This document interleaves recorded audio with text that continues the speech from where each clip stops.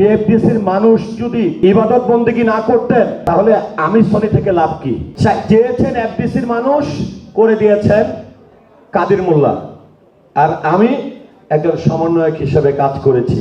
মহান রাব্বুল আলামিন আজকে ক্ষমা চাওয়ার সুযোগ দিয়েছে, এটা অনেক বড় ভাগ্যের ব্যাপার। কারণ এইভাবে সবাইকে ক্ষমা চাওয়ার জন্য তিনি পাবেন না, কারণ তিনি দীর্ঘদিন এখানে সময় কাটিয়েছেন। জাদু আজাদ ভাই, আমরা দেখি নির্বাচন করে অনেকে পাশ করেও আসে না, আর ফেল করলে তো অভিমানের কোনো শেষ নেই।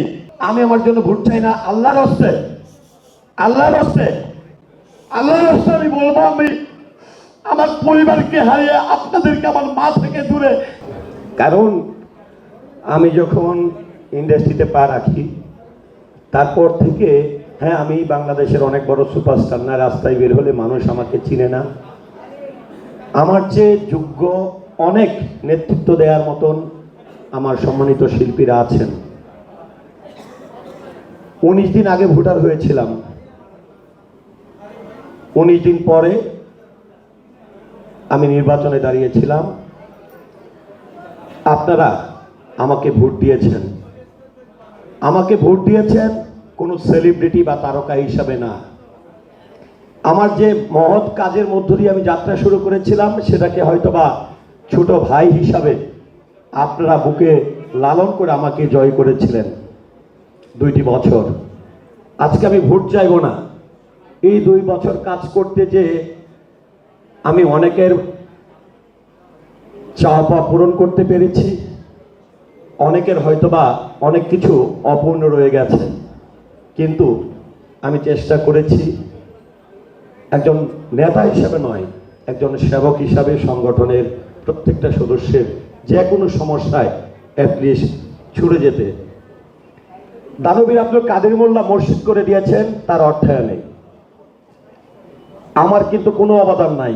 বিএফডিসির মানুষ যদি না চাইতেন, বিএফডিসির মানুষ যদি ইবাদত বন্দেগী না করতেন তাহলে আমি সনি থেকে লাভ কি? চেয়েছেন এফডিসির মানুষ, করে দিয়েছেন কাদের মোল্লা, আর আমি একজন সমন্বয়ক হিসেবে কাজ করেছি।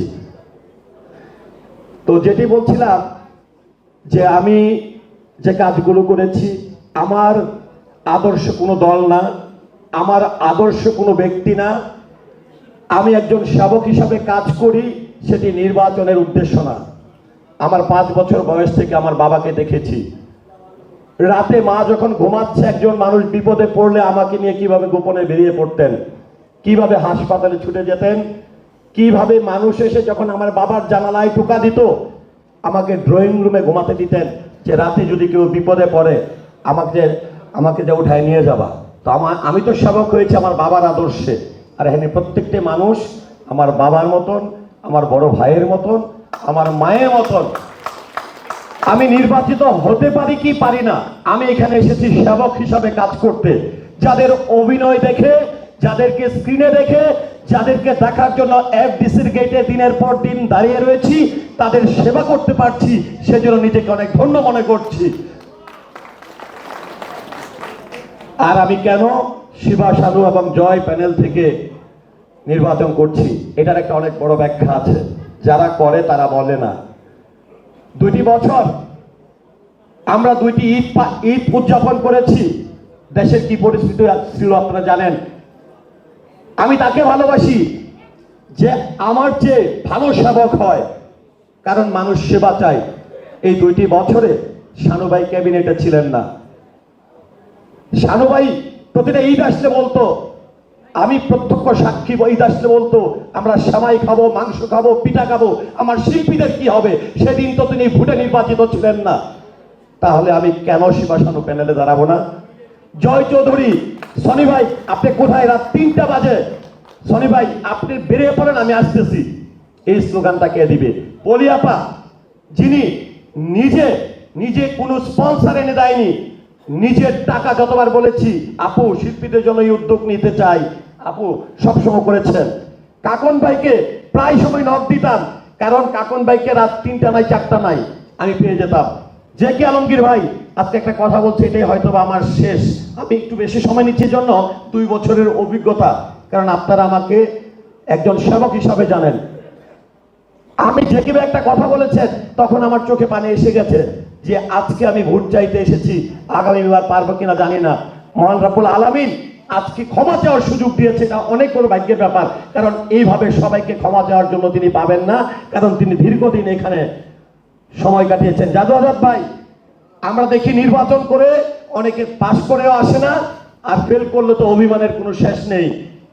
অনেকগুলো যেগুলো প্রোগ্রামগুলো করেছি, আজাদ ভাইকে যখন ফোন দিতাম, আজাদ ভাই কিছু একটা কিন্তু দিন শেষে তিনি কিন্তু অর্থায়ন করেছেন, বিভিন্ন জায়গায় হাত পেতেছেন। তারপরে সুব্রতদা, একটা কাগজ আমরা মিটিং করি, আমার অভিজ্ঞতা শেয়ার করছি একটু, মিটিং করি সেকেন্ডের মধ্যে দেখি রেজুলেশন হয়ে যায়। এই দক্ষ মানুষগুলো কোথায় পাবো? আজকে যদি এই দক্ষ মানুষগুলো হারিয়ে যায়, তাহলে এই শিল্পী সমিতি নিয়ে কারা এই শিল্পী সমিতিকে বাঁচিয়ে রাখবেন?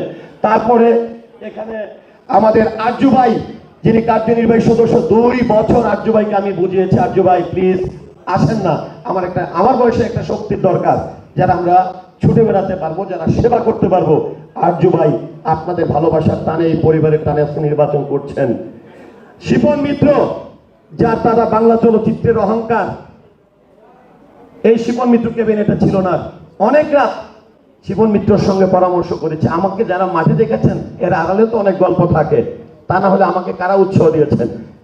তিনি হচ্ছেন প্রবীরদার নাতি, তার উপর আপনাদের অনেক দায়বদ্ধতা। তারপরে এখানে আমাদের আছে ফিরোজ শাহী ভাই, তিনিও আমাদেরকে, তিনি কিন্তু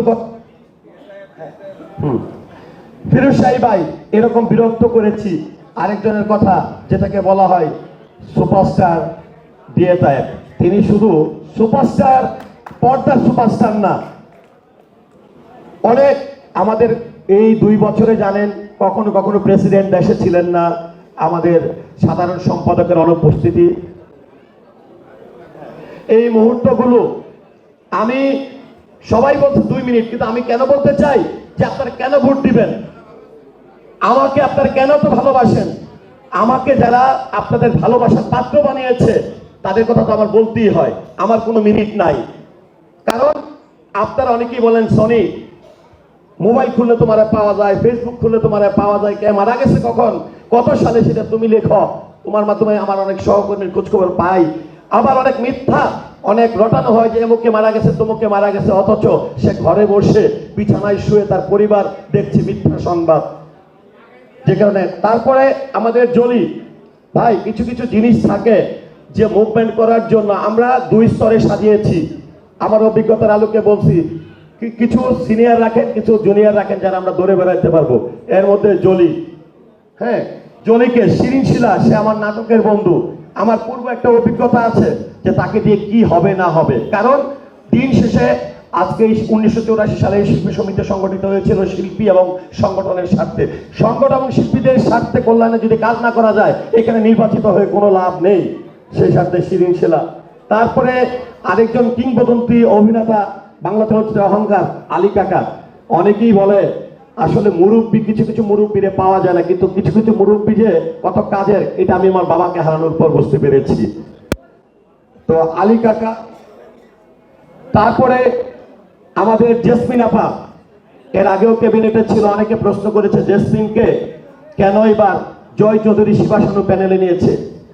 তখন আমি ছিলাম সেখানে, আমি বলেছি যে জেসমিন আপা আমার বাইকের পিছনে অনেক চড়ছে, অনেক জায়গায় গেছে, তখন আমি কিন্তু ভোটারও ছিলাম না।